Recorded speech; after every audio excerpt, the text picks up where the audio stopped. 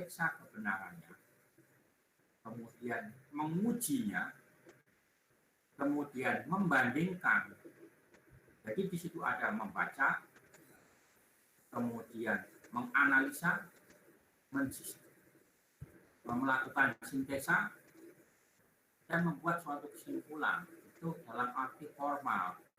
Sehingga filsafat dalam arti formal itu suatu proses kritik atau pemikiran terhadap kejadian dan sikap yang sangat tinggi. Jadi ketika ada peristiwa kejadian, mereka akan membaca sesuatu. Membaca di sini adalah melihat peristiwa-peristiwa terjadi berdasarkan pengalaman-pengalaman, pemikiran-pemikiran para ahli, kemudian membuat sintesa, membuat analisa, akhirnya dia membuat suatu kesimpulan. Kemudian dalam artian yang ketiga, filsafat adalah usaha untuk mendapatkan gambaran secara keseluruhan. Jadi bagaimana pendapat-pendapat para ahli, pola-pola pikir, itu digabungkan secara keseluruhan sehingga pola pikir, sikap, perilaku, kepercayaan itu menjadi suatu sains dan teknologi yang baru.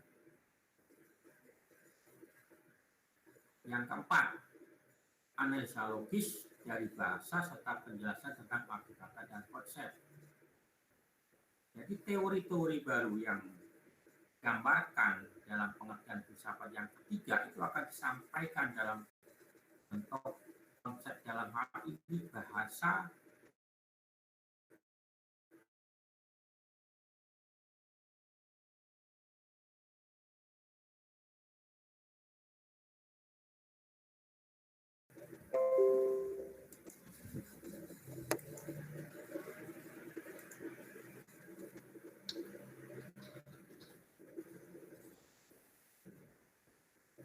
saya absen dulu sama orang udah lengkap.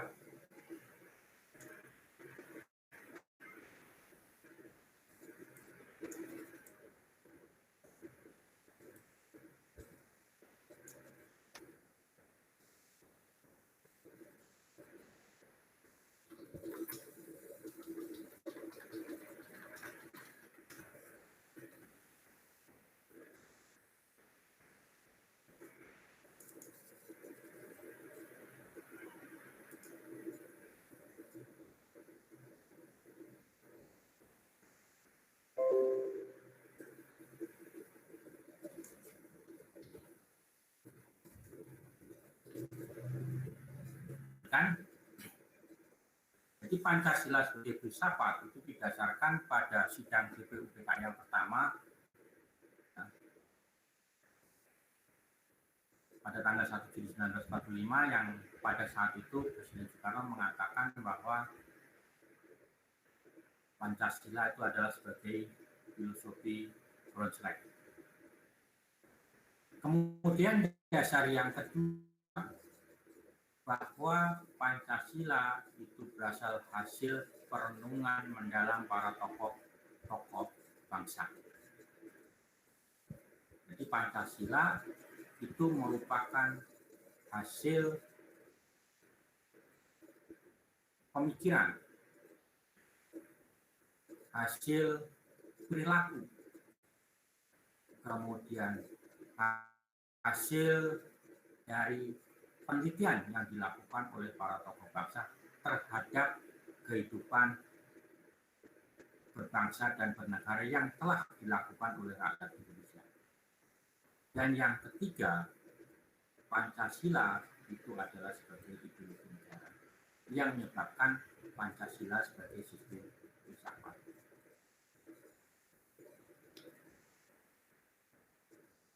Kemudian urgensi Pancasila sebagai sistem filsafat yang pertama itu adalah bahwa kita semua, masyarakat Indonesia dan masyarakat dunia, khususnya Indonesia, ketika kita mendapatkan sesuatu yang baru, baik itu sains dan teknologi, maka secara alamiah kita ingin mengembangkan sains dan teknologi itu untuk kebutuhan kita, untuk agar semua kehidupan kita itu menjadi nyaman, menjadi aman, dan kita merasa terbantu dengan adanya sains dan teknologi. Jadi intinya bagaimana manusia ini mampu memanfaatkan sains dan teknologi untuk kesenangan kita semua, untuk kenyamanan, keamanan, dan sebagainya. Kemudian yang kedua, bahwa filsafat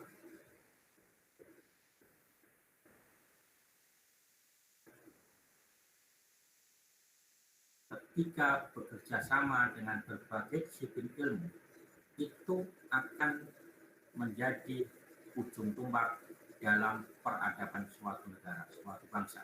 Sehingga Pancasila itu perlu dijadikan dasar untuk membimbing mereka, sehingga teori-teori yang dia dapatkan itu tidak bertentangan dengan nilai-nilai Pancasila. Kita tahu bahwa manusia itu memiliki ribuan keinginan. Nah, keinginan itu tidak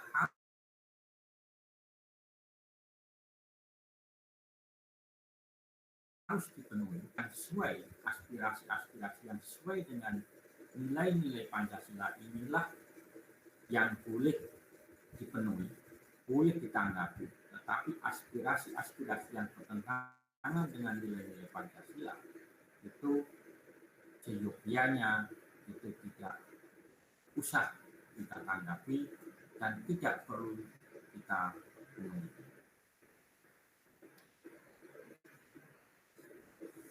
Kemudian Pancasila sebagai genetikus objektifus itu artinya nilai-nilai Pancasila dijadikan sebagai objek yang dicari landasan filosofisnya.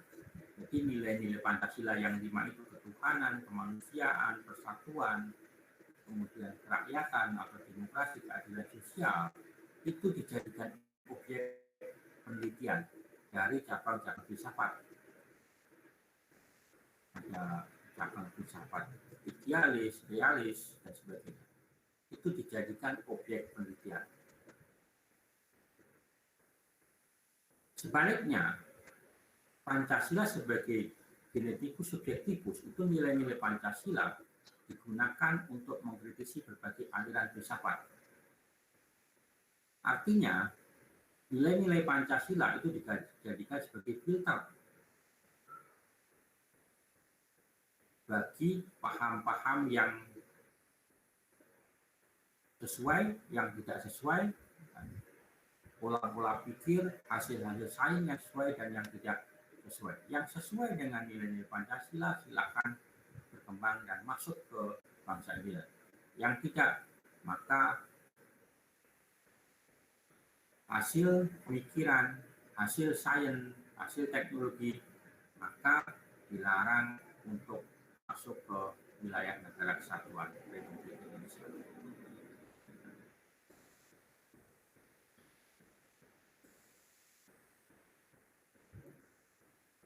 Kemudian landasan pijak filosofis Pancasila yang pertama itu adalah landasan ontologis.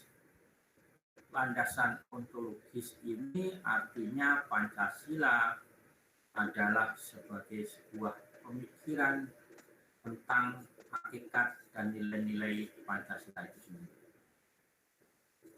Nah, Pancasila sebagai dasar filosofis secara ontologis pada salah satu ketuhanan yang Maha Esa itu pada dasarnya adalah masyarakat Indonesia dari zaman dahulu kala, dari zaman purba sampai sekarang selalu menjunjung tinggi tentang kebebasan beragama, menghormati satu sama lain. Jadi ketika sekarang kebebasan beragama mulai tercapit-capit oleh salah satu ormas, oknum, dan lain sebagainya, artinya mereka tidak paham bahwa dari zaman dahulu sampai sekarang, dari zaman dahulu utamanya ya, bahwa salah satu sila dalam Pancasila itu dasarnya adalah kebebasan beragama, kebebasan menjalankan ibadah agama, kebebasan untuk memilih salah satu agama dan kepercayaan yang telah disahkan oleh negara. Kemudian bagaimana kita saling menghormati ketika ada satu dengan yang lain itu berbeda pendapat, berbeda keyakinan, bagaimana kita tetap menjaga kerukunan. Yang kedua, sila kedua kemanusiaan yang adil dan beradab, itu dasarnya adalah bahwa kita memiliki harkat dan martabat yang sama.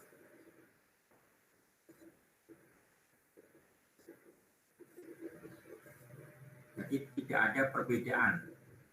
Yang kaya, yang miskin, negara maju, berkembang, negara terbelakang, itu semuanya memiliki harkat dan martabat yang sama. Ada kesetaraan gender, baik laki dan perempuan.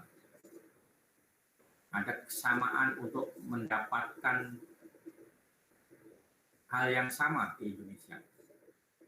Mendapatkan pekerjaan, untuk dipilih dan memilih, itu semuanya diberi kesempatan yang sama. Kemudian yang ketiga, persatuan Indonesia, bahwa kita tahu bahwa pengalaman masa lalu ketika kita diadu domba oleh Belanda, bahwa ketika persatuan dan kesatuan itu tercapit-capit, maka kemerdekaan yang diidam-idamkan itu semakin jauh. Sehingga dari pengalaman-pengalaman masa lalu, mereka sadar bahwa persatuan itu lebih utama dari kepentingan kelompok atau kepentingan individu. Kita memang berbineka, tapi perbedaan bukan menjadi sebuah persoalan. Perbedaan itulah menjadi perekat. Jadi kalau ada yang mengedepankan perbedaan, mereka salah bahwa perbedaan itu adalah menjadi sebuah keunggulan, menjadi sebuah perekat dalam persatuan negara kesatuan Indonesia. Yang keempat, sistem demokrasi melalui musyawarah demi tercapai mufakat untuk menghindari dikotomi mayoritas dan minoritas. Jadi di beberapa wilayah atau di seluruh Indonesia, dalam membuat suatu keputusan, itu mereka selalu mengedepankan musyawarah untuk mencapai mufakat.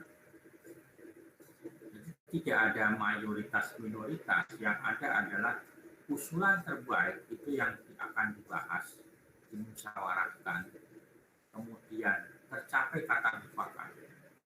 Bukan usulan dari orang banyak, tidak, tapi usulan yang terbaik itu yang dimusyawarahkan untuk dimufakatkan. Kemudian yang kelima, bahwa diharapkan setelah Indonesia merdeka itu tidak ada lagi kemiskinan yang ada di negara kesatuan Indonesia, sehingga peran serta masyarakat, peran serta pengusaha, kaum swasta itu diperlukan dalam membangun negara kesatuan Indonesia, sehingga keadilan sosial yang diidam-idamkan itu bisa terpenuhi, bisa diwujudkan, sehingga kesejahteraan bangsa Indonesia itu bisa terwujud. Kemudian landasan epistemologis. Nah, berdasarkan landasan epistemologis ini, filosofi Pancasila pada sila 1 itu pengalaman kehidupan berbangsa Indonesia. Jadi dari kehidupan nenek moyang kita, bagaimana mereka memiliki keyakinan dan menjalankan keyakinan kehidupan beragama dan kepercayaannya itu dengan sungguh-sungguh. Kemudian yang kedua, pengalaman ditindas penjajah selama berabad-abad, sehingga Presiden Soekarno ketika mengusulkan sila yang kedua ini tentang internasionalisasi, bagaimana ada kesamaan hak asasi. Kemudian yang ketiga, pengalaman pecah belah. Yang keempat, pengalaman budaya turun-menurun dalam bermusyawarah mufakat. Dan yang kelima, pengalaman budaya turun-menurun bangsa dalam bergotong royong. Ini landasan epistemologis Pancasila sebagai sistem filsafat. Kemudian yang terakhir, landasan aksiologis. Berdasarkan filosofi aksiologis ini, bahwa sila ke-1 itu adalah kualitas monoteis, artinya kualitas rakyat Indonesia terhadap agama yang dianut, kepercayaan yang dianut, untuk mengimplementasikan, untuk mewujudkan ajaran-ajaran agama dan kepercayaan. Bagaimana orang yang memiliki agama itu mengimplementasikan dalam wujud tingkah laku berbangsa dan bernegara. Jadi ini berbicara kualitas implementasi. Jadi ketika sudah berbicara kualitas kehidupan spiritual, keagamaan, diharapkan ketika orang yang memiliki kepercayaan yang tinggi terhadap agama, ajaran agama, dan mampu mengimplementasikan, itu tidak ada lagi yang namanya korupsi, tidak ada lagi yang namanya kriminalitas yang tinggi. Sehingga tidak banyak aturan yang diterbitkan untuk mengurus, untuk mengatur warga negaranya. Karena semakin banyak peraturan itu menandakan bahwa negara itu atau masyarakatnya semakin susah diatur. Yang pertama. Yang kedua, penegakan hukum semakin nampak tidak tegas. Maka diharapkan orang-orang yang memiliki kualitas spiritualisme yang tinggi dan mampu mengimplementasikan ajaran agama dan kepercayaannya, karena saya yakin agama apapun di Indonesia ini yang disetujui oleh bangsa Indonesia, negara Indonesia, semuanya mengajarkan tentang kebaikan. Tidak ada agama yang menyuruh penganutnya untuk korupsi, itu tidak ada. Tidak ada agama yang menyuruh penganutnya untuk melakukan kriminalitas, itu tidak ada. Itu secara umum. Makanya diharapkan dengan kualitas spiritualisme yang tinggi, mereka mampu untuk menjalankan nilai-nilai Pancasila dalam kehidupan berbangsa dan bernegara. Kemudian yang kedua, martabat, harga diri, kebebasan, dan tanggung jawab. Bagaimana manusia Indonesia, rakyat Indonesia itu mampu menghargai martabat individunya, martabat keluarganya, martabat kelompoknya, negaranya. Sehingga ketika harkat dan martabat negaranya diinjak-onjak oleh negara lain, maka ada keterpanggilan dalam dirinya untuk menjaga harkat dan martabat bangsanya. dan negaranya. Kemudian dalam sila kedua ini juga ada kebebasan bertanggung jawab. Kita diberikan kebebasan untuk melakukan apapun, untuk berkegiatan apapun, tetapi kebebasan kita dibatasi oleh kebebasan orang lain. Apa yang kita lakukan, apa yang kita ucapkan, itu bersinggungan dengan kebebasan orang lain atau tidak. Perilaku, tindakan yang didasarkan pada kebebasan yang terlalu kebablasan, maka akan menyebabkan kekacauan di dalam masyarakat. Maka ketika ada kebebasan, maka pelaku-pelaku tersebut harus berani bertanggung jawab terhadap apa yang mereka lakukan, baik tanggung jawab sosial maupun tanggung jawab hukum. Karena kita dalam negara hukum, kemudian dalam skop kecil di masyarakat tidak ada hanya norma-norma yang berlaku dalam masyarakat. Yang ketiga, solidaritas dan setia kawanan, bahwa persatuan dan kesatuan bangsa Indonesia itu asal dari ada kesamaan nasib, ada kesamaan tujuan yang menyebabkan solidnya persatuan Indonesia, sehingga jika ada salah satu wilayah yang mengalami kesusahan, maka ada setia kawanan dari wilayah yang lain yang memiliki kelimpahan anggaran dan lain sebagainya. Yang keempat, demokrasi, musyawarah, mufakat, dan kesulitan. Dalam tatanan demokrasi, kawan nilai Pancasila mengajarkan kepada bangsa Indonesia bahwa demokrasi itu bukan mayoritas, bukan minoritas, tetapi adalah usulan-usulan terbaik, pendapat-pendapat terbaik, putra-putra terbaik, itulah yang akan menjadikan bangsa Indonesia menjadi bangsa yang besar. Sehingga tidak ada istilah mayoritas, minoritas, yang ada adalah kualitas suatu usulan, kualitas suatu individu yang akan menjadi wakil-wakil rakyat, sehingga mereka mampu bermusyawarah untuk mencapai kata mufakat, sehingga kebijakan keputusan yang diambil bisa dipertanggungjawabkan kepada masyarakat. Jadi dalam musyawarah dan mufakat, sekali lagi, itu bukan berdasarkan siapa yang mengusulkan, tetapi kualitas usulan. Walaupun yang mengusulkan itu mayoritas, tetapi kualitas usulannya itu tidak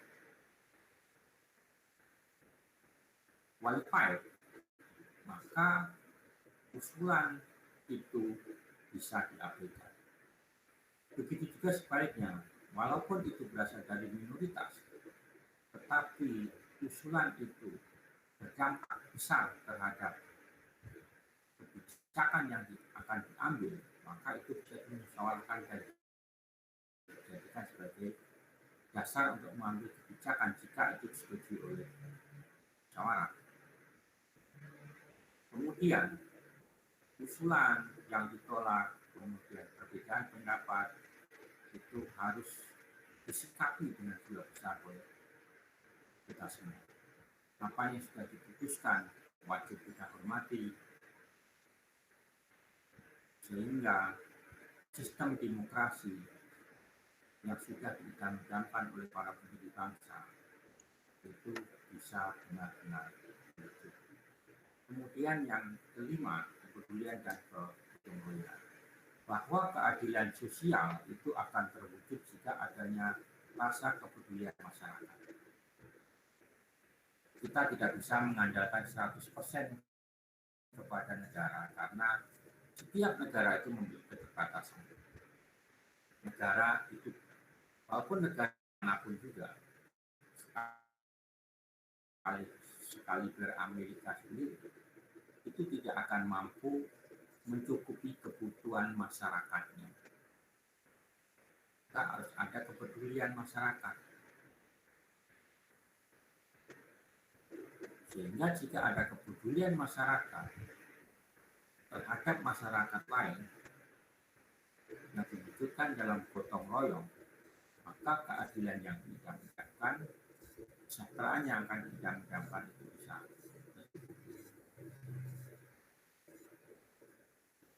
Ini adalah pertemuan 9. Jadi pertemuan 9 dicukupkan sampai landasan aksiologis. Misalnya pertemuan ke-10. Jadi materi untuk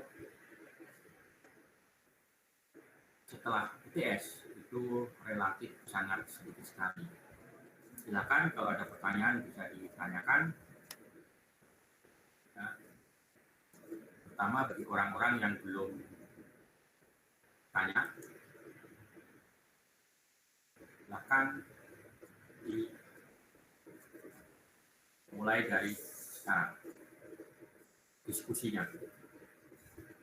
Kalau melihat pengalaman dan situasi kondisi,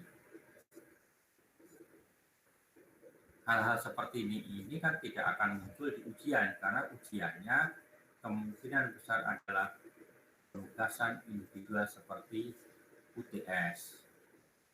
Makanya sebenarnya kita lebih baik untuk diskusi. Silakan dari sekarang dimulai diskusi.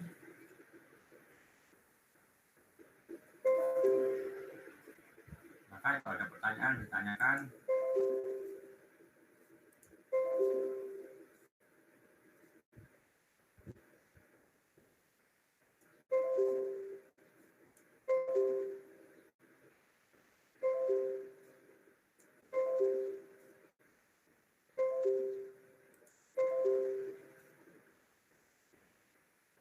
Silakan.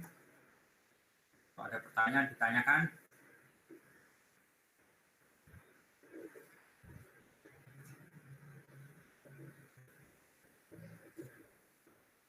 Tentang apa saja, seandainya bisa saya jawab, akan saya jawab.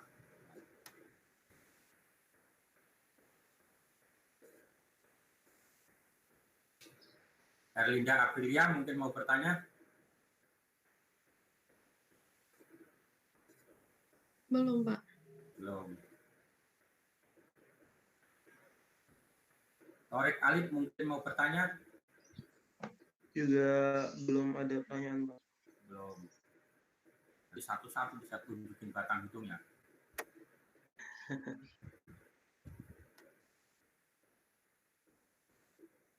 Fikar Ahdan, ada pertanyaan?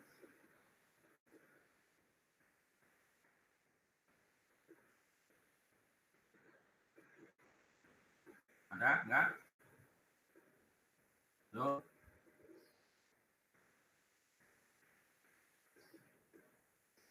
Silakan kalau ada pertanyaan ditanyakan.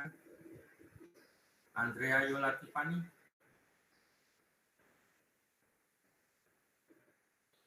Dari saya belum, Pak. Belum. M. Gusti Hakira Ramdana.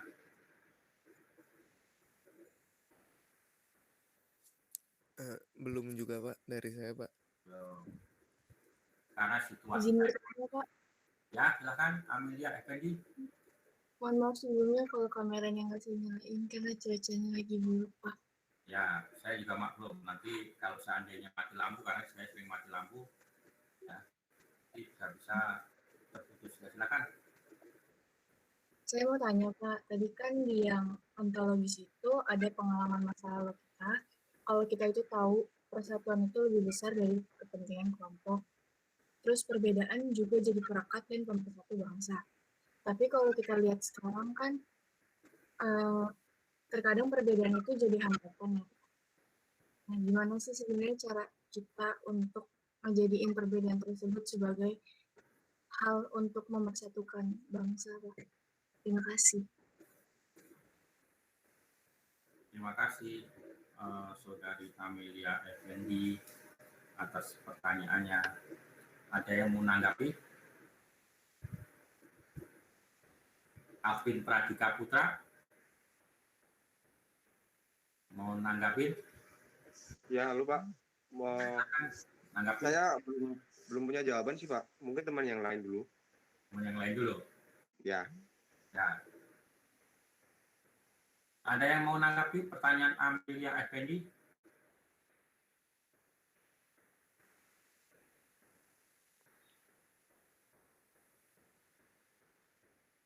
Maaf Pak, bukannya mau menanggapi, tapi pertanyaannya boleh diulang tidak Pak? Tadi saya kurang jelas dengarnya. Oke. Saudari Amelia, bisa diulang pertanyaannya? Ya Pak, jadi gimana caranya supaya perbedaan itu bisa kita jadiin sebagai pemersatu bangsa? Ulang, di mana perbedaan itu bisa menjadi pemersatu bangsa. Karena menurut Amelia Effendi, faktanya pada saat ini perbedaan itu malah dijadikan sebagai pemicu terhadap keretakan persatuan dan kesatuan. Kalau nggak salah seperti itu tadi. Silakan, ada yang menanggapi?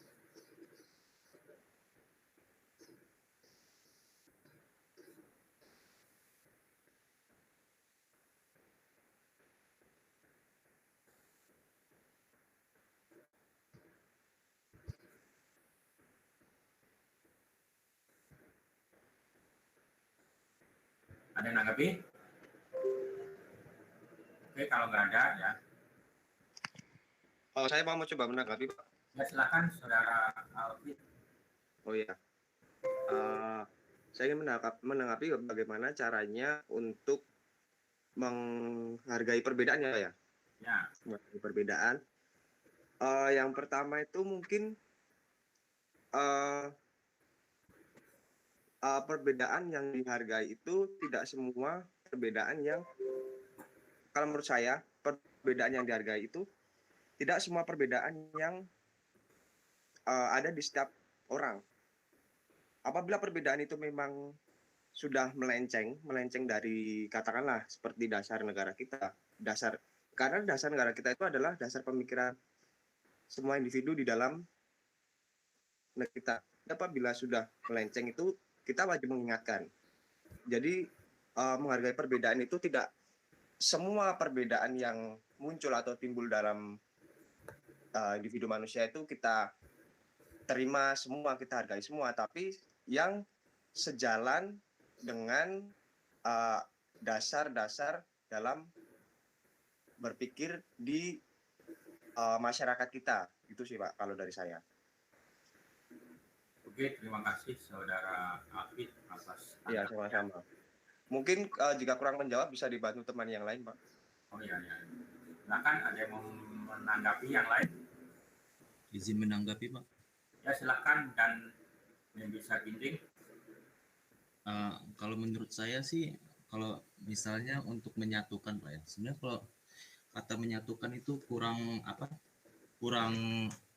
gimana gitu Pak ya. Maksudnya kita, kalau menurut saya ini kata yang paling tepat itu hidup secara berdampingan gitu. Hidup secara berdampingan dengan masyarakat yang majemuk gitu. Jadi kita di sini harus memiliki sikap sikap tidak superior dari orang-orang yang memiliki beda pandangan, beda keyakinan, beda sifat gitu, beda dalam hal adat atau yang lain gitu. Jadi kita di sini menekankan bahwa kita harus memiliki sikap saling menghargai, bahwa semuanya itu merupakan baik adanya gitu. Kita tidak perlu memandang bahwa suatu hal yang dianggap orang lain itu benar-benar salah atau jelek gitu. Kita menganggap bahwa apa yang kita pikirkan, apa yang kita yakini, dan setiap orang itu mungkin berbeda. Cuman dari situlah, dari perbedaan-perbedaan itu, dari variasi itu, kita dapat memaknai banyak sekali nilai-nilai yang terkandung dalam budaya Nusantara ini, sehingga kita juga merasakan adanya jiwa toleransi ya. Dan itu menurut saya mungkin ya sebagian orang yang dapat menerima itu akan merasa ada mungkin gitu ya. Terima kasih Pak. Ya, terima kasih Saudara Danan Bisa Ginting atas tanggapannya. Ada lagi yang mau menanggapi? Izin menambahkan Pak. Ya, silakan Saudari Kevin Ayu. Kalau menurut saya sebagai seorang mahasiswa tuh ada baiknya kita mulai dari diri sendiri Pak. Jadi mulailah untuk memperkuat pengamalan nilai-nilai Pancasila, terutama sila ketiga Pancasila, yaitu Persatuan Indonesia. Yang kedua juga harus berpegang teguh pada semboyan Bhinneka Tunggal Ika, bahwasanya berbeda-beda tapi kita tetap satu jiwa. Nah, pengamalan kedua hal ini bisa tercermin dari sikap kita, seperti misalkan tidak egois, tidak merasa benar, tidak merasa bahwa pendapat kita itu selalu lebih benar daripada orang-orang yang lain, bahwa pendapat orang lain selalu salah. Itu tidak baik, karena pandangan itu kan bisa berbeda-beda ya Pak tiap orang, tergantung sudut pandang masing-masing orang memandangnya bagaimana. Nah, saya juga sangat setuju sama pendapat Pak dan yang desa tadi, bahwasanya kita harus hidup itu berdampingan, tidak merasa superior di antara orang lain. Nah, ini kita mulai dari diri sendiri. Kenapa? Karena sesuatu yang besar itu kan dimulai dari satu langkah kecil hari ini ya Pak, dan alangkah lebih baik lagi kalau misalkan langkah kecil itu kita mulai dari diri kita sendiri. Jadi itu, terima kasih Pak. Ya, terima kasih Saudari Kevin. Oke, saya simpulkan ya dari pendapat kalian. Kita tahu bahwa Indonesia itu kan negara yang multi etnis, multi agama, multi ras, golongan, dan dikatakan kita itu adalah berbeda. Nah, perbedaan yang ada di Indonesia itu harus dijadikan sebagai perekat persatuan dan kesatuan. Maksudnya perbedaan di sini adalah perbedaan dalam koridor negara kesatuan Republik Indonesia yang tidak bertentangan dengan nilai-nilai Pancasila dan Undang-Undang Dasar 1945. Seandainya kita masih bisa dan selamanya harus bisa memegang teguh perbedaan ini adalah seperti perekat, dan kita selalu berpandangan bahwa perbedaan ini adalah sebagai keindahan, maka kita akan selalu bisa hidup berdampingan. Seperti kata teman kalian tadi, bahwa kita harus selalu hidup berdampingan dengan perbedaan-perbedaan yang ada di masyarakat. Ya, bahasa gampangnya ya. Yang namanya hidup berdampingan itu harus selalu berbeda. Kalau nggak berbeda nggak enak, ya kan? Dalam rumah tangga itu yang namanya rumah tangga kan ada laki, ada perempuan, nggak ada laki-laki. Laki-laki ketemu laki-laki, perempuan ketemu perempuan, yang ada ribut. Ya, kalau kita berbicara dalam skop lebih kecil kan begitu. Bahwa kita ditakdirkan hidup di dunia ini selalu berbeda. Dasarnya adalah perbedaan. Perbedaan ini jangan selalu dijadikan dasar untuk membuat suatu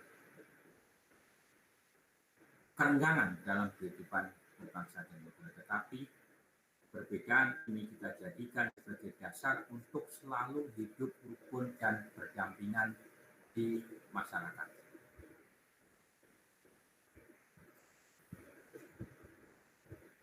Yang kemudian bahwa ketika kita sudah memahami nilai-nilai Pancasila yang di dalamnya itu kita tahu bahwa 5 sila itu selalu mengajarkan kepada masyarakat Indonesia mengenai perbedaan, mengenai ajaran agama, keperkatan, martabat, musyawarah mufakat yang nanti implementasinya yang ujung akhirnya pada kesejahteraan, ini memang harus kita awali dari diri kita sendiri. Jadi jangan mengharapkan orang lain untuk berbuat sesuatu kalau kita sendiri tidak melakukan. Jadi dari diri kita sendiri bagaimana kita menghargai perbedaan, menghargai teman yang berbeda agama, berbeda suku, ras, golongan. Kalau ini sudah kita lakukan, bisa kita lakukan, baru kita melangkah ke yang lebih luas. Awalnya dari diri, kemudian ke keluarga. Dari keluarga ke lingkungan sekitar, dari lingkungan sekitar ke masyarakat, dari masyarakat barulah ke skop yang lebih besar. Jadi jangan selalu mengedepankan perbedaan. Perbedaan itu indah. Bunga itu kalau warnanya merah semua ya nggak enak dilihat. Itu gampangannya seperti itu. Jadi perbedaan itu menimbulkan kekayaan suatu negara. Kita dikatakan memiliki kekayaan budaya nasional karena salah satunya adalah adanya perbedaan. Kita dikatakan memiliki persatuan dan kesatuan yang kokoh karena adanya perbedaan.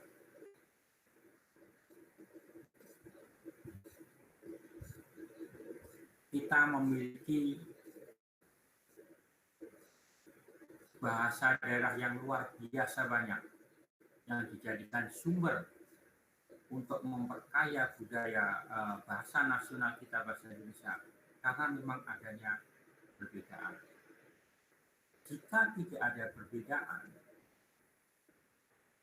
maka persatuan dan kesatuan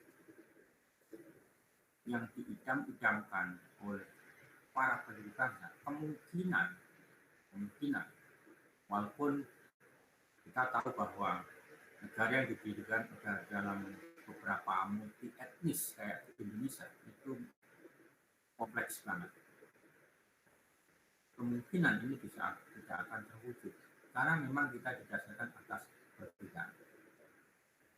Tetapi perbedaan yang seperti tadi saya sampaikan, perbedaan dalam koridor negara kesatuan Republik Indonesia yang sesuai dengan nilai-nilai Pancasila dan Undang-Undang Dasar. Yang lain itu tidak bisa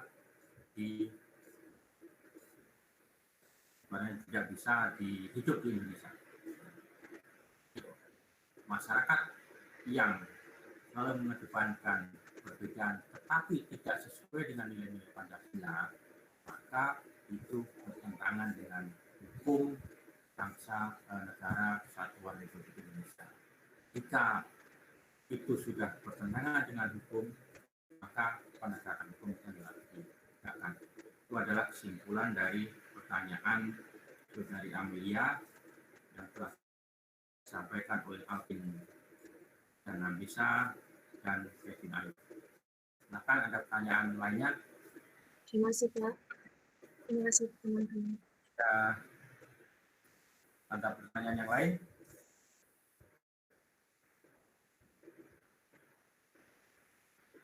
Ran Vijaya mau nanya?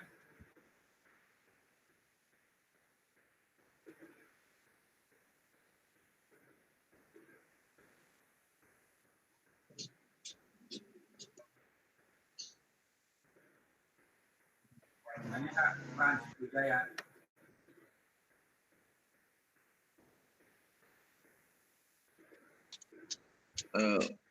Mau tanya Pak, kalau teman-teman belum ada yang mau nanya. Ya silakan, Rizky Adi Junara. Ini ya Pak, apa sih Pak ini perbedaannya Pancasila sebagai ideologi negara dan sebagai filsafat negara itu perbedaannya apa ya Pak? Ideologi negara dan sebagai filsafat dan ideologi negara yang sudah dijelaskan sebelum UTS kemarin Pak. Ya. Udah Pak. Silakan, ada yang mau menanggapi?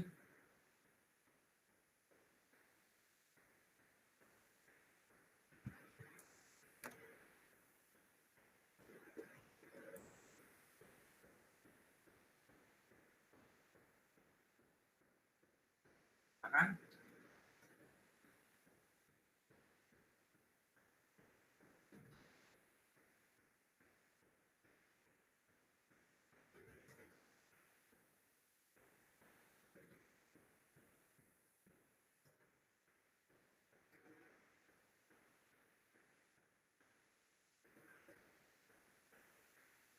Silakan. Wirya Pradiptani. Ada tanggapan? Kalau menurut saya, Pak, Pancasila sebagai ideologi itu, dia itu kalau ideologi kan artinya konsep ya, Pak. Konsep atau ilmu ataupun dasar bagi suatu negara. Sedangkan filsafat tadi seperti yang sudah Pak sampaikan tuh lebih ke hakikat kebenaran. Jadi menurut saya bedanya itu kalau filsafat itu Pancasila itu dijadikan sebagai penunjuk arah bagi suatu negara dalam melakukan kehidupan bermasyarakat dan bernegara, Pak. Sedangkan kalau untuk ideologi itu bagaimana Pancasila dapat menggerakkan masyarakat untuk membangun bangsa, Pak. Jadi kurang lebih sama, tapi itu Pak, filsafat itu kayak yang harus dilakukan arahannya. Kalau ideologi itu konsepnya Pak, kayak ilmu atau dasar bagi masyarakat, Pak. Gitu Pak. Mohon maaf Pak kalau kurang. Ya, oke, terima kasih atas pendapat Julia Parsis. Mana tadi si Wirya Pradiptarani? Ya Pak. Silakan. Jadi menurut saya Pancasila itu yang sebagai filsafat itu Pancasila itu memberikan pandangan pemikiran untuk membentuk substansi atau isi dari ideologinya itu sendiri.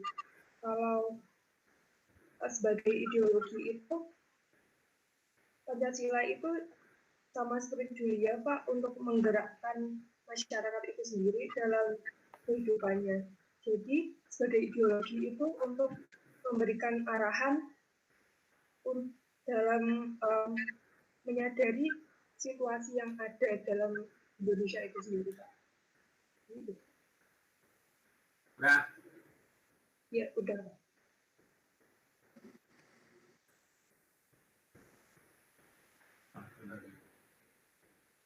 Izin menambahkan, Pak. Ya, silakan M. Rizal Wahyudi. Ya, kalau Pancasila sebagai ideologi itu tadi, itu nilai-nilainya itu masih bisa disesuaikan dengan perkembangan zaman. Sedang kalau sebagai filsafat itu udah tetap, jadi nilainya udah diyakini gitu kebenarannya. Terus kalau Pancasila sebagai ideologi itu tadi dia sebagai pedoman bagi bangsa Indonesia untuk mencapai cita-citanya. Sedangkan kalau yang sebagai filsafat itu sebagai pedoman bagi bangsa Indonesia bagaimana harusnya bersikap gitu. Bukan untuk mencapai cita-citanya, tapi bagaimana bersikap, bertingkah laku dan berbuat. Kemudian untuk yang Pancasila sebagai ideologi tadi sifatnya itu subjektif, sedangkan yang filsafat objektif.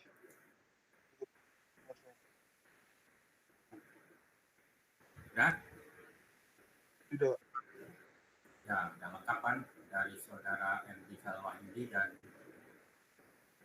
Wirya Pradiptarani. Jadi Pancasila sebagai ideologi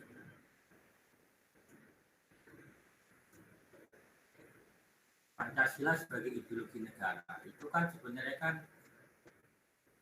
Pancasila itu sebagai visi atau arah negara ini mau dibawa kemana, cita-cita negara, visi negara. Nah, kalau falsafah itu pedomannya. Jadi Pancasila sebagai filsafat negara bagaimana bangsa Indonesia, masyarakat Indonesia itu menjadikan Pancasila sebagai norma, sebagai pedoman hidup dalam melakukan atau untuk mencapai visi misi yang telah ditetapkan oleh Pancasila sebagai ideologi. Seperti yang disampaikan oleh M. Rizal Wahyudi dan Surya Prabhukarani serta satu lagi tadi oleh Pak. Intinya gampangnya, jadi Pancasila sebagai ideologi, Pancasila itu dijadikan dasar sebagai pembentuk arah dan tujuan bangsa Indonesia itu mau dibawa kemana, arah, cita-cita, visi, misi. Nah, kalau Pancasila sebagai sistem filsafat, Pancasila itu dijadikan sebagai pedoman, sebagai norma, sebagai pandangan hidup. Bagaimana masyarakat Indonesia dalam mencapai visi misi tujuan negara itu tetap dalam koridor negara kesatuan Republik Indonesia, tidak bertentangan dengan norma-norma yang berlaku. Itu seperti itu ya, Rizky Adi Jinara.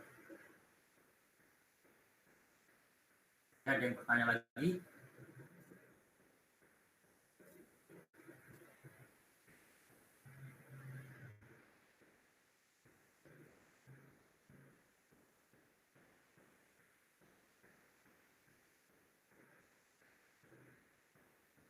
Amalia Nur Mutiah mau bertanya?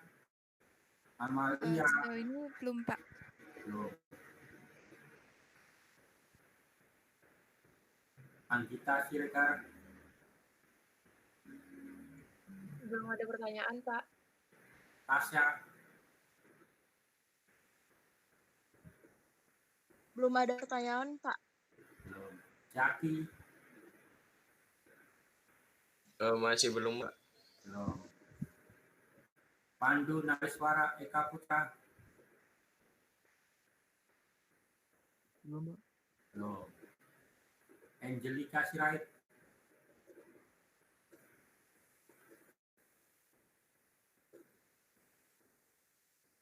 Tanya Kak Angelika. Ada, Pak. Enggak. Halo. Ya. Ada pertanyaan atau enggak?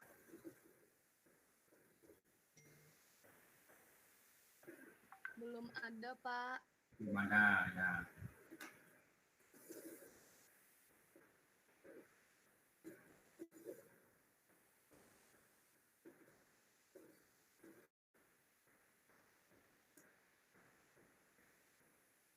Ya, karena nggak ada pertanyaan, nanti silakan kalau ada yang mau bertanya.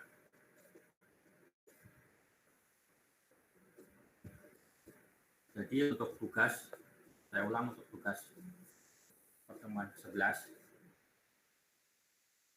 itu tiap kelompok harus ada ketua ya. Tiap kelompok harus ada ketuanya. Ketuanya siapa? Karena nanti dia yang bertanggung jawab dalam kelompok tersebut.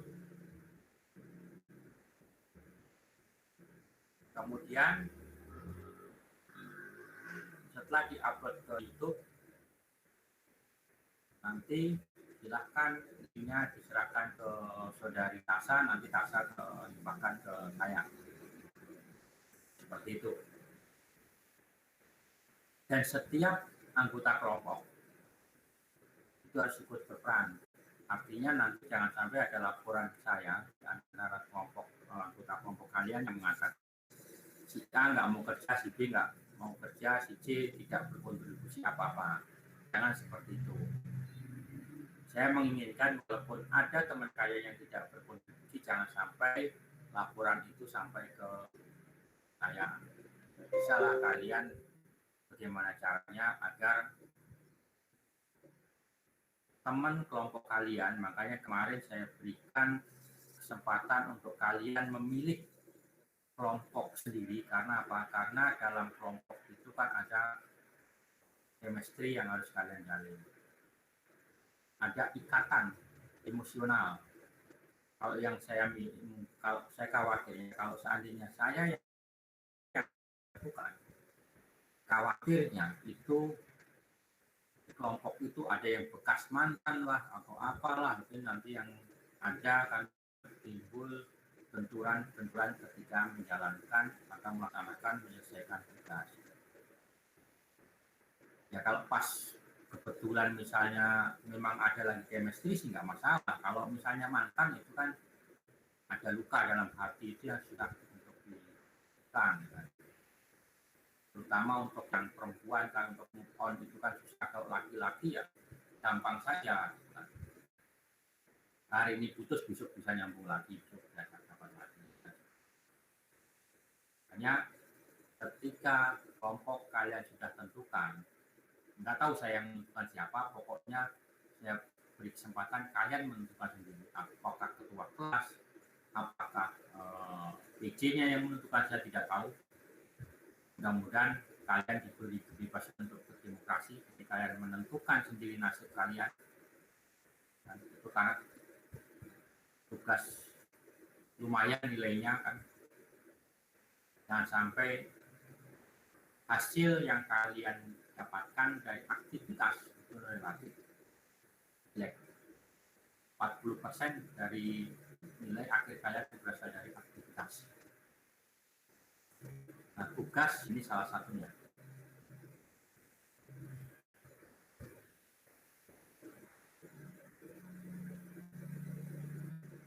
Kemudian dalam pembagian kelompok, ya, dalam tiap-tiap kelompok ada ketua dan lain sebagainya lah itu kalian.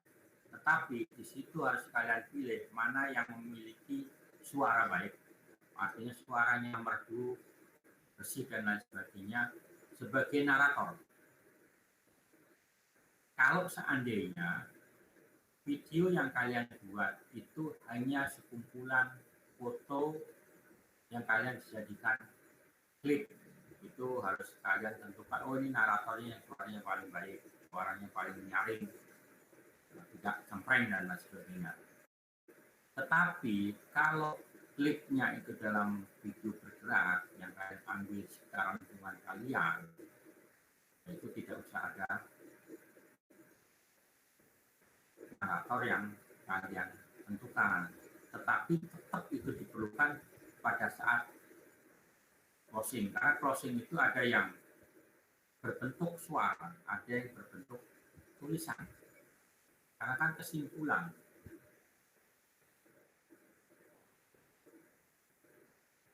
Jadi pola pikirnya ketika opening, bagaimana penonton itu dibuat penasaran agar pesan kalian itu nyampaikan, pesannya kan ada di isi.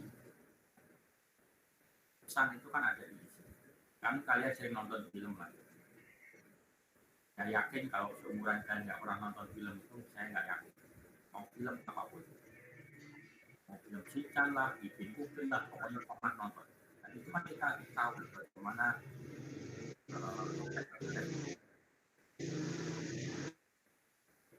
ya, Peran Budaya mau nanya.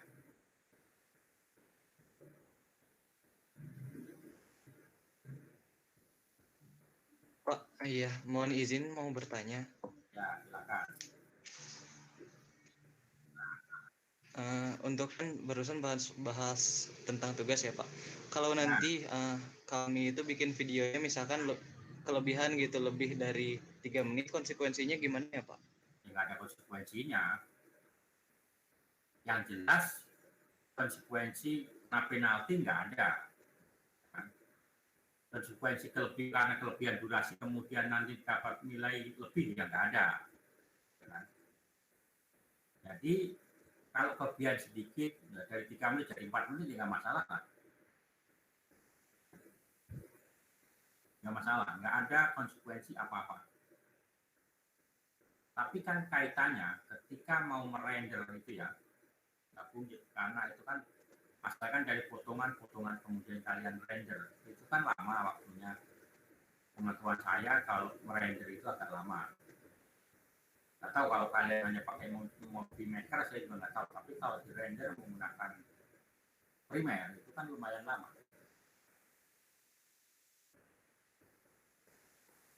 Jadi saya ulang, kalau lebih dari 3 menit bagaimana? ya nggak masalah. Konsekuensinya apa? Nggak ada konsekuensinya. Ada bonus nilai nggak? Enggak. Ada penalti nggak? Enggak. Pokoknya nggak masalah. Mau 3 menit, 4 menit, nggak masalah. Yang penting maksimal saya pakai 3 menit. Kenapa? Karena kaitannya dengan merender. Ya, berani Wijaya ya, jadi nggak ada penalti apa-apa. Ada lagi yang mau bertanya?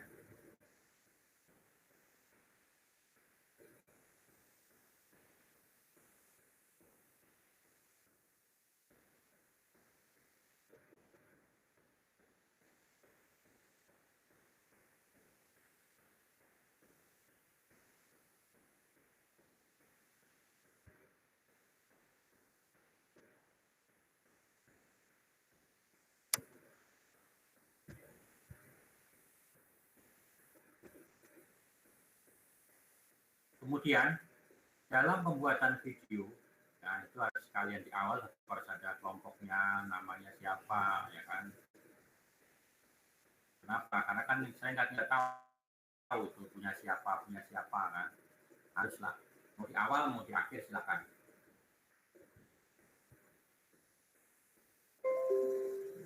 Harus ada tercantum nama kelompok berapa, kelas berapa, nama kelompoknya siapa saja.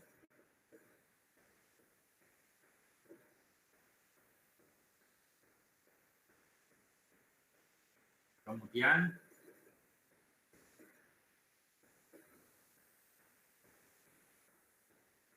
setiap anggota kelompok itu harus bertanggung jawab terhadap isi materi yang telah disepakatinya. Artinya di situ tidak boleh mengandung unsur sara, tidak boleh pokoknya yang bertentangan dengan nilai-nilai Pancasila nggak boleh. Merendahkan orang lain nggak boleh. Pokoknya isinya itu ajakan bagaimana kalian membuat pesan kepada masyarakat bahwa tema 1 dan 2 itu penting untuk kita amalkan. Tapi kalian harus memilih ya, tema 1 dan tema 2. Silahkan pilih, mau tema 1 mau pilih tema 2. Judulnya apa? Silahkan.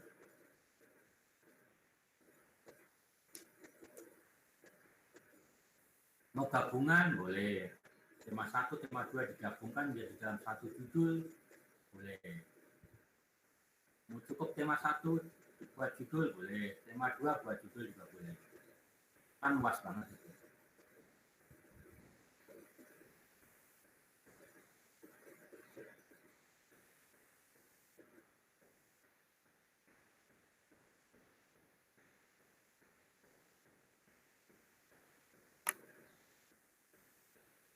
Ada pertanyaan?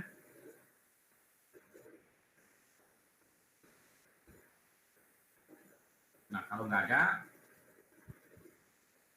ini adalah, tadi kan sudah absolute, ini adalah pesan terakhir yang harus disampaikan oleh pengajar dosen etika.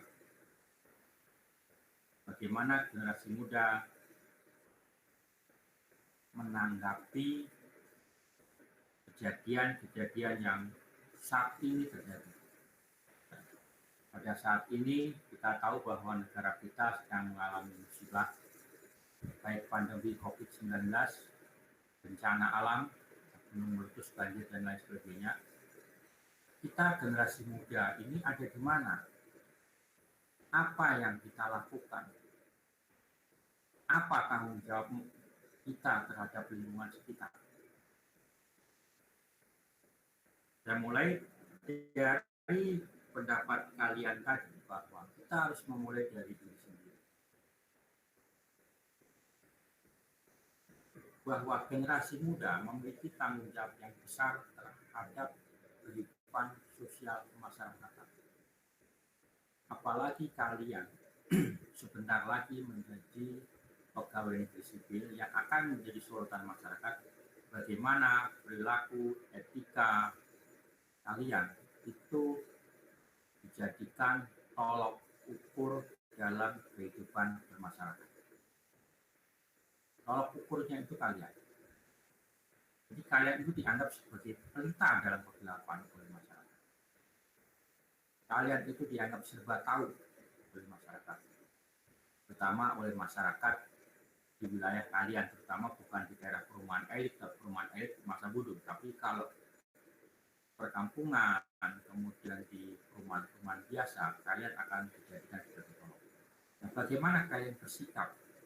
Generasi muda ini bagaimana menyikapi kondisi kehidupan berbangsa ini? Bagaimana kalian bersikap? Apakah kalian ketika menghadapi bencana ada rasa empatinya?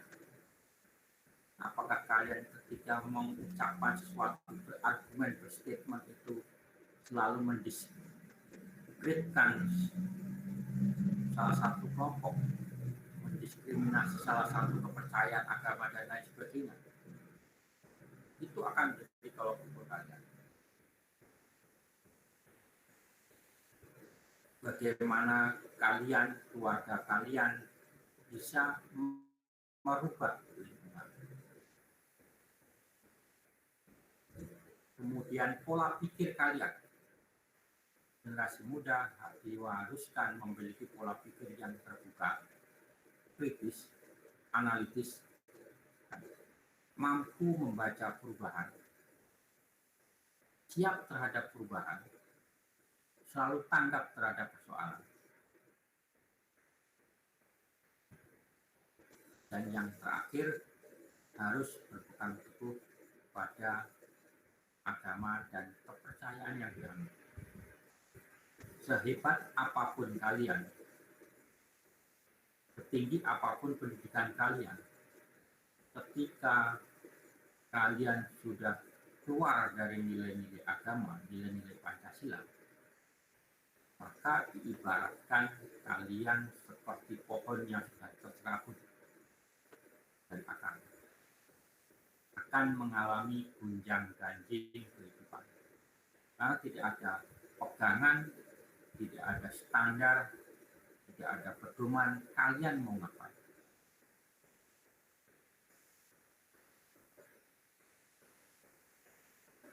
Jadi pesannya yang harus disampaikan, jadilah pelita dalam kegelapan di saat kondisi negara dan bangsa ini membutuhkan suri tauladan dalam kehidupan berbangsa dan negara. Jika ada suatu persoalan, jika nanti kalian menjadi pemimpin, berkomunikasilah dengan masyarakat kalian, dengan warga kalian. Karena komunikasi itu adalah jalan keluar dari berbagai persoalan. Kita tahu bahwa ketika komunikasi antara pemerintah, masyarakat dengan masyarakat itu terputus, yang ada adalah saling kecurigaan, miskomunikasi, misinterpretasi. Akhirnya yang ada adalah timbul kecemburuan sosial, timbul yang ada dalam masyarakat. Jika ini terjadi, ya kita tahu pada saat ini dalam masa pandemi ini, karena komunikasi antara pemerintah dengan masyarakat itu tidak berjalan dengan normal, maka kebijakan yang diambil oleh pemerintah itu ada miskomunikasi, ada misinterpretasi antara golongan masyarakat. Jadi intinya komunikasi harus tetap kalian jalankan. Dan yang terakhir, bagaimanapun juga mematuhi peraturan, norma, baik norma yang berlaku di masyarakat maupun norma hukum, itu harus tetap kita lakukan. Salah dikatakan salah, benar dikatakan benar. Walaupun kamu menjadi penguasa nantinya, bahwa setelah kalian itu bukan saudara kalian, bukan anak kalian, maka apapun yang kalian tutupi akan terbuka dengan sendirinya. Bohongan yang kalian lakukan akan kalian tutupi dengan kebohongan-kebohongan yang lain. Akhirnya timbullah kebohongan-kebohongan kuadrat. Menumpuk kebohongan-kebohongan itu. Suatu kebohongan akan selalu terus ditutup oleh kebohongan yang lain. Makanya saran saya, generasi muda harus bisa bersifat terbuka, open minded lah. Apapun yang terjadi silakan komunikasikan. Baik sesuatu yang baru, sains, teknologi, kemudian budaya yang ada di dunia sana, kita harus terbuka. Kita terbuka, kita analisa. Sesuai nggak dengan nilai-nilai kita? Karena kalian adalah sebagai agen of change, agen perubahan. Bagaimanapun negara ini tergantung ke kalian nanti. Jika kalian tidak mampu menganalisa suatu hal yang baru, maka nilai-nilai Pancasila sebagai sistem filsafat, seperti ideologi negara dan lain sebagainya, itu hanya sekedar tulisan yang akan kalian temui di tiap kantor kalian. Tiap pagi kalian akan melihat Pancasila dengan 5 silanya, tetapi implementasinya nggak ada. Kenapa? Karena generasi muda, karena penerus bangsanya, itu hanya bisa membaca silanya, tetapi tidak mampu mengimplementasikan, tidak mampu menganalisa, tidak terbuka terhadap perubahan sains dan teknologi serta perubahan peradaban. Karena bagaimanapun juga peradaban itu akan selalu berubah sesuai dengan perkembangan zaman. Oke, itu pesan terakhir dari saya. Jika ada pertanyaan, masih ada waktu 5 menit, silakan ditanyakan. Kalau nggak ada,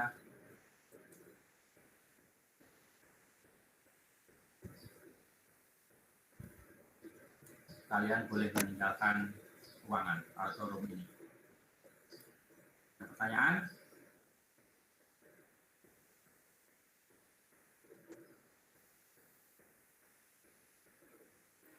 Kalau nggak ada, perkuliahan pada pagi hari ini saya akhiri. Sekian, Assalamualaikum warahmatullahi wabarakatuh. Waalaikumsalam. Waalaikumsalam. Terima kasih, Pak.